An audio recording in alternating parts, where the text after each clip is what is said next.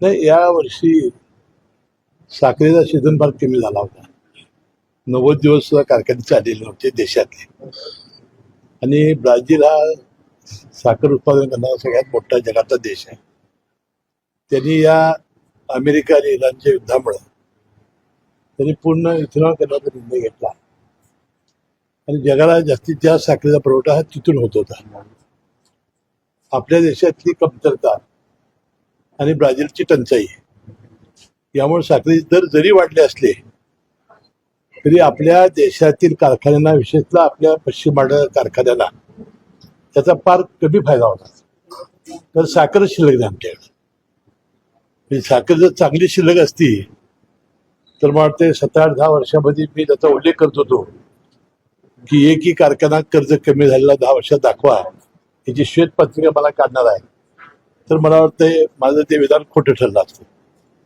परंतु आमच्या दुर्दैवानं आपल्याकडे साखर कमी राहिली आणि फार कमी फायदा या साखरेच्या दराचा आम्हाला होईल. शेतकऱ्यांना देखील याचा फायदा होणार नाही, हे व्यापाऱ्यांच्या घशामध्ये पैसे जातील अशा पद्धतीची टीका आहे, ते राजशेट्टी आहे. नाही, आता काय झालं की साखर ही कारखान्याकडे नाहीच, असली तर ती व्यापाऱ्याकडे असेल. परंतु केंद्र सरकारनं आयातीचा निर्णय आज घेतलेला आहे. 10 लाख टन कच्ची साखर, त्याशिवाय त्यांनी साठ्यावर बंधनं आणलेली आहेत आणि मला वाटतं त्याचा दृश्य परिणाम थोड्या दिवसात दिसेल. या सगळ्या साखरेच्या जवळपास 20 ते 22 कोटींचा काळा बाजार होण्याची भीती आहे, ही राजशेट्टीने वर्तवली. नाही, आता त्यातली मला काही माहिती नाही, परंतु कारखान्याला फारसा फायदा यामुळे होणार नाही एवढं खात्रीशीर संदर्भात आज सांगलीमध्ये मोर्चा करताना समितीच्या वतीने कसं म्हणताना कोल्हापूर नंतर आता सांगलीमध्ये देखील हा विरोध वाढताना शक्तीपीठ बद्दल मी याबद्दल अनेक वेळा माझं विधान केलेलं आहे की शक्तीपीठ रस्ता हा पहिला माझ्या मतदारसंघात झाला होता. ती लाईन रद्द झाली. परंतु 2 माझ्या मतदारसंघातली गावं, एक बोरोड आणि एक उंदरवाडी, ही गावं यामध्ये अडकलेली आहेत आणि बोरोड हे माझं काळीज आहे असं मी सांगितलं होतं.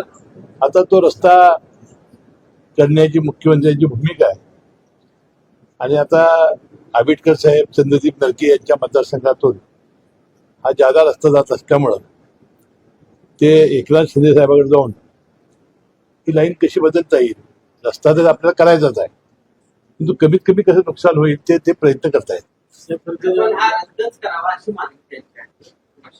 नाही, ठीक आहे ना, शेवटी आम्ही आज सत्तेमध्ये आहोत. मुख्यमंत्री महोदयांची ती आणि सगळ्या एकनाथ शिंदे साहेबांची ती इच्छा आहे, तर आपल्याला समजूतीने मार्ग काढावा लागेल. देशामध्ये सगळ्यांचा बाध्य केला आहे. तर मोदी सुद्धा विद्यापीठामध्ये त्यांच्याशी बातचीत करणार आहे. राहुल गांधी आता बोलणार आहे. तर चंद्रकांत दादांनी काल सांगितलं की या मुलांसाठी आता पॉकेट मनी देणार 2,000.